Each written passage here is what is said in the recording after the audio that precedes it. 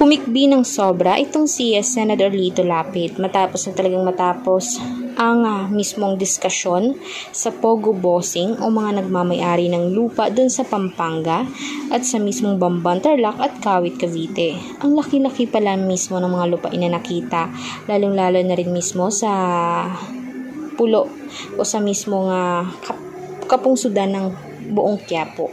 Merong hidden na talagang parang masikip pero malapad siya kung papasukin. Yun pala ay parang Pogo transaction yun ng mga agent na mga nag-online gambling na nagpapasok mismo ng pera.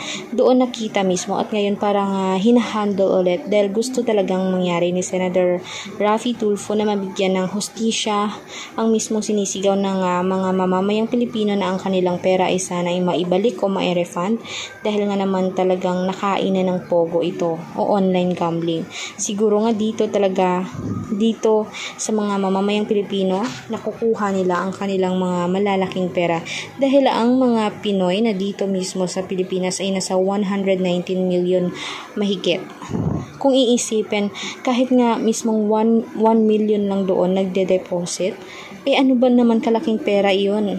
Siyempre bilyon-bilyon talaga ang mapipera ng gobyerno.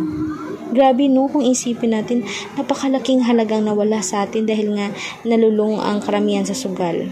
Kaya naman sana makulong na ang dapat makulong at huwag nang pagtakpan pa ng gobyerno ito. Agree ba kayo? I-comment nyo sa ibaba ang inyong mga suggestion at huwag kalimutan mag-subscribe, i-like at i-share ang ating videos on public. Salamat mga kanatasan.